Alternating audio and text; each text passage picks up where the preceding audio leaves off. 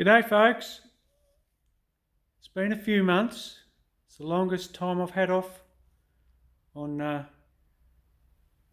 YouTube in the last 7 years that I've been doing the videos for, and the beast is in hibernation at the moment. I pulled the carby off it and I've just pulled it apart and drained the fuel out of it, E85, and it's just sitting there for the moment.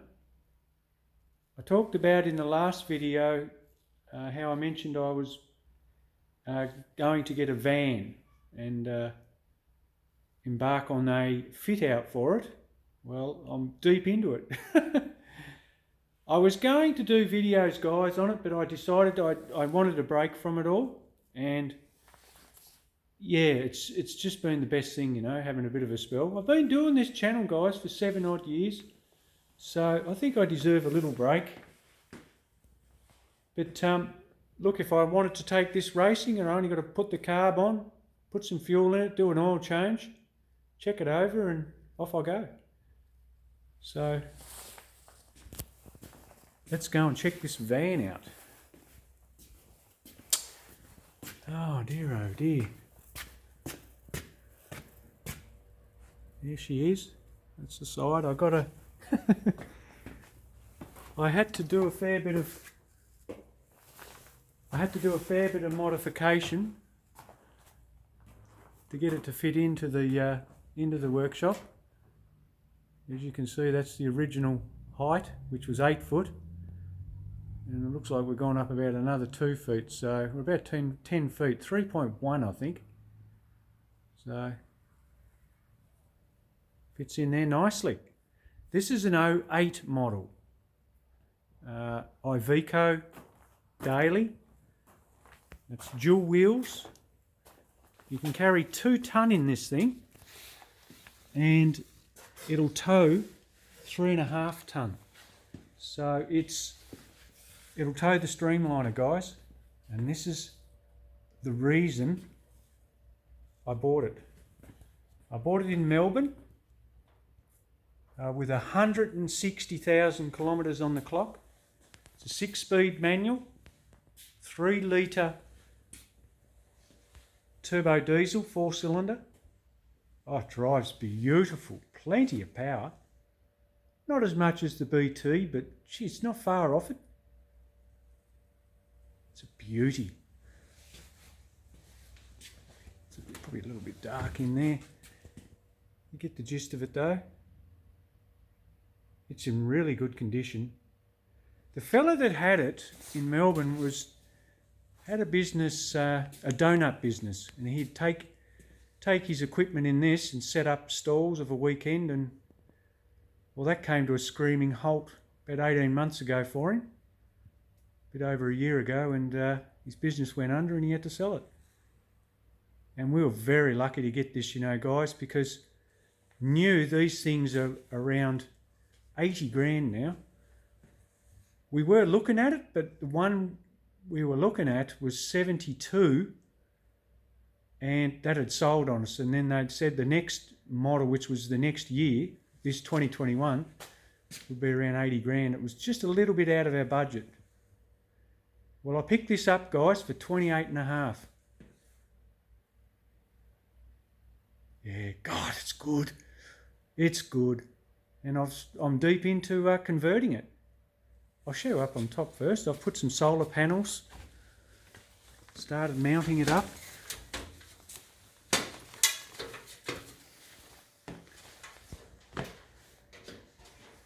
I haven't sort of finished it off with the wiring. I've got it all hooked up though. So it's got 4 panels. I think they're 200 watt each. That's what they're rated at.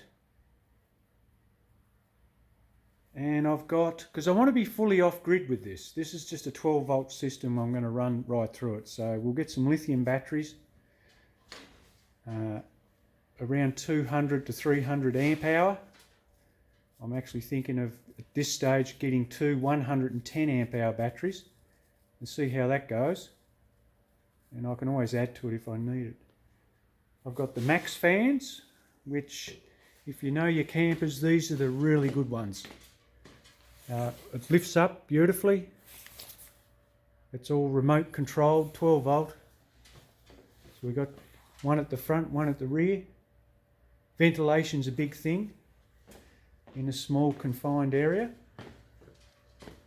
Oh, this guys, this is really, how do you call it? Giving me a new lease in life. I mean, the car was fantastic, and what a journey I've had with the car to date. But this just takes me on a completely different, a different journey. I suppose that's what the awakening does. All right, I'll show you inside the back of it and show you what I've done so far to it. Check this out. Solid as a rock. Give you a little clue for those in the know.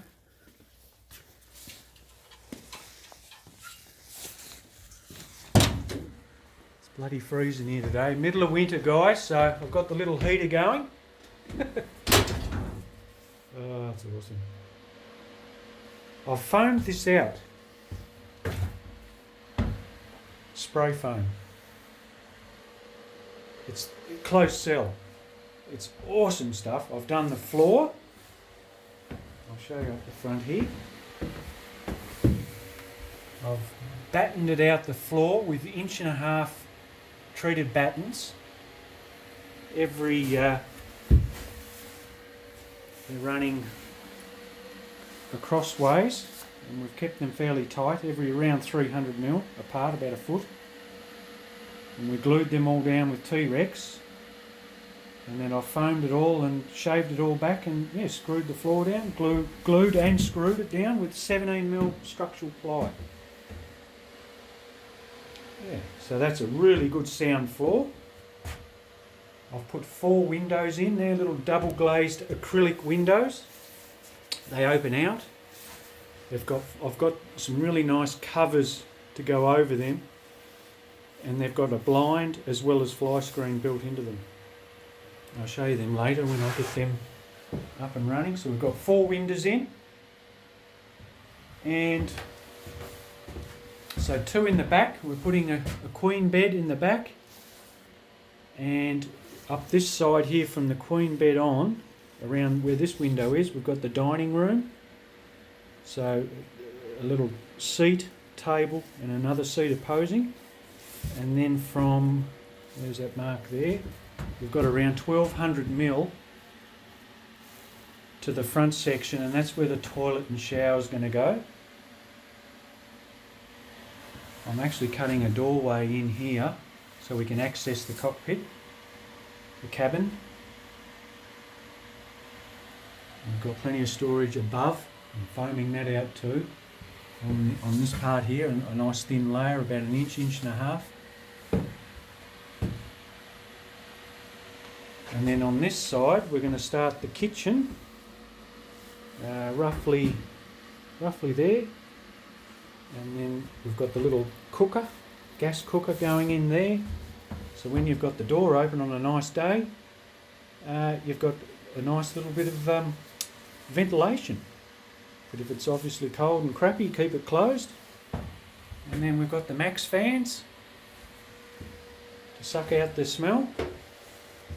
And then next to the, from the gas cooker, little gas cooker unit oven, all built into one, we've got the sink, sort of in this range here near the window. And then along a bit further, just to here, in this section, we're going to have a fridge. So it's a little bit tight, but I can work it in with a sink, fridge, sink, and then oven. And then on the end of the bench, where the top comes along, I'll have a little fold down top, so we can extend it up. I've got a little bit of prep area there.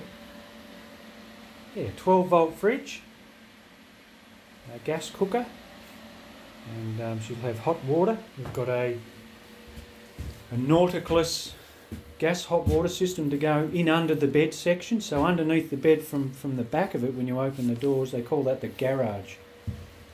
So that's where I'll have my battery system, inverters, and my gas hot water system, gas bottles.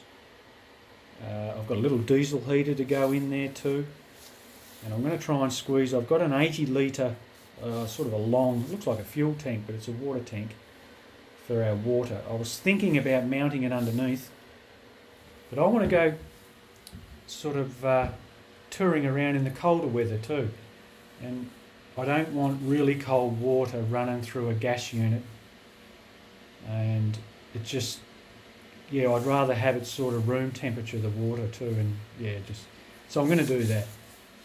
Yeah, there's a little bit of method to the madness there, and keep the pump inside, and so it's all mounted under the bed, and I'll do a nice job. But it's, oh look, it's just fantastic, guys. I love it.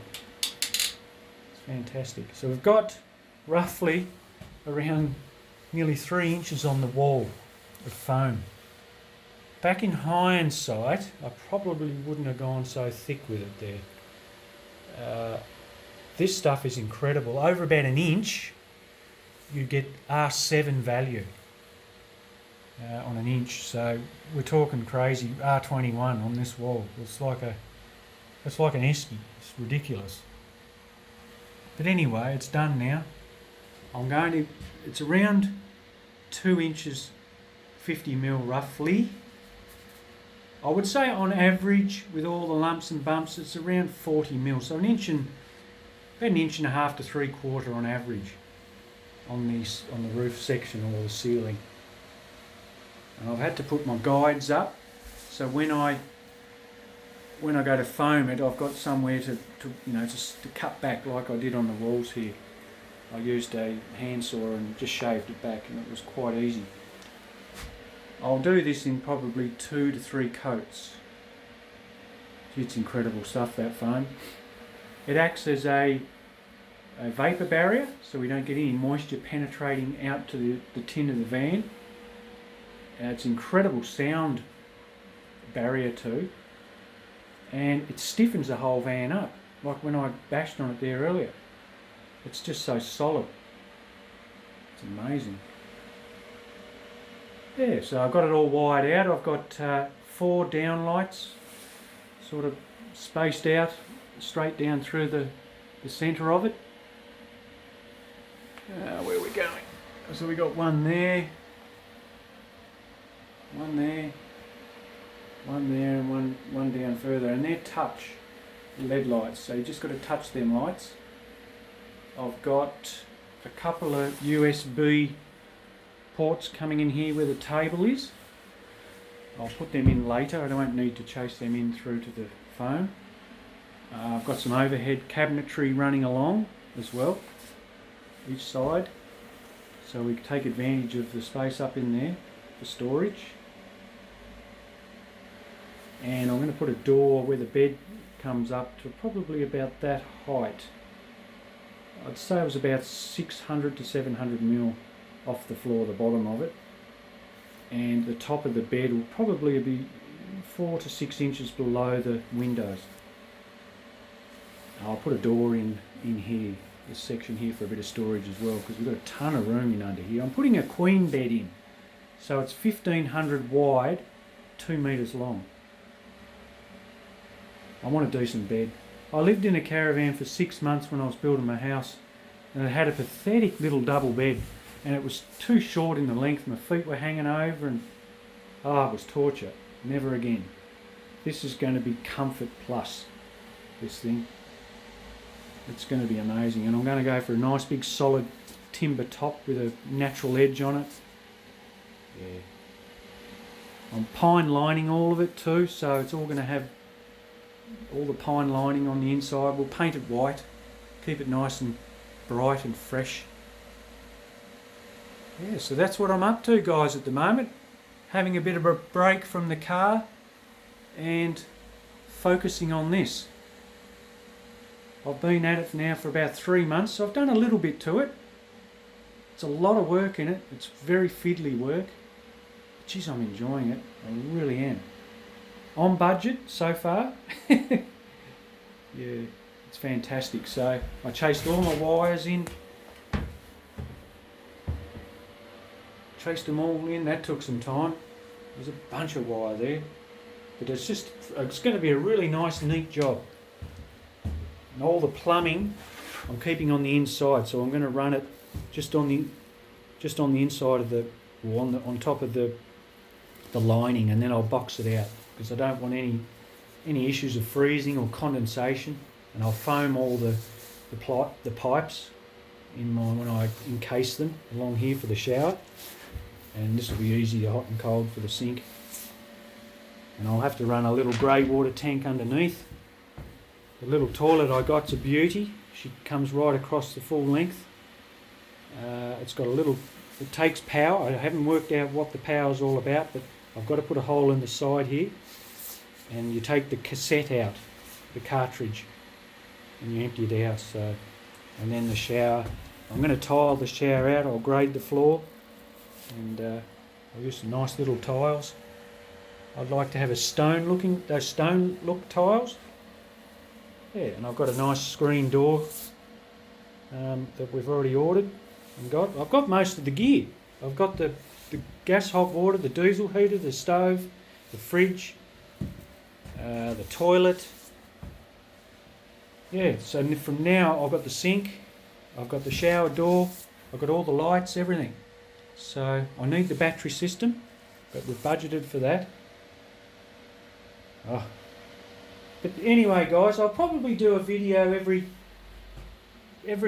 probably 2 or 3 weeks, because I'm not moving real quick on this. But look, they could be random, guys. I just whatever goes at the minute.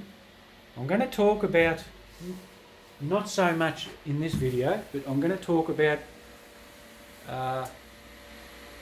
what's going on in the world, because it's unbelievable, guys. The ones that are awake will understand exactly what I'm talking about, but for the ones that are asleep still and don't have any idea on what's going on, I can enlighten you guys if you want to. If you don't want to listen to me, just turn it off. You don't have to listen to me, guys. But there's a lot going on at the moment. A lot of people in fear. But there's nothing to really fear. At the end of the day, when you get that awareness, there's nothing to fear at all. So we'll talk about it in the next video. I'll just go through it. But it's good to be back.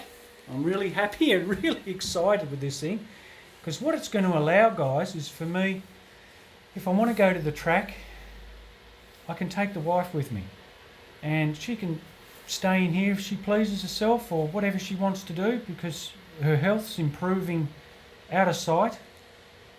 She's getting up out of bed on her own and puts herself to bed. I've only got to throw the covers over. I mean, it's still, she's not walking, but goodness me, she's gaining strength. She's just looking so healthy, so it's incredible. I can take her down to the track now, because and she doesn't have to sit at home with carers. And now that I'm the sole carer now, I'm not working, so it's just my wife and I and our little team, and we're going to go and live life and race the car and have a great old time. The wife's got a nice little Subaru too, so I'd like to test that, and she's keen to get into the passenger side and cut a few laps with me. So this is what it's all about, living the dream. So I've always wanted to do this as a child. Not as a child, well, we did it as a child. Travelled around Australia for a couple of years, and I'd love to do that eventually in the next couple of years, 2 or 3 years, but for now, get this thing finished and potter around the state and live that dream, being a bit more free. I can't wait, because I've never done much travelling in my adult life, and I've got a lot to catch up on. Alright folks, well, I hope you're all well. Take care, and I'll pop another one up in the next couple of weeks, 3 weeks, and we'll go from there. My heads, I'm still waiting for those. Don't panic, George, I'm not getting on to you, mate. But when they turn up, I'm going to show you those heads, those Dave Bennett's that I've got, and we'll have a talk about those as well. Alright folks, I'll catch you later.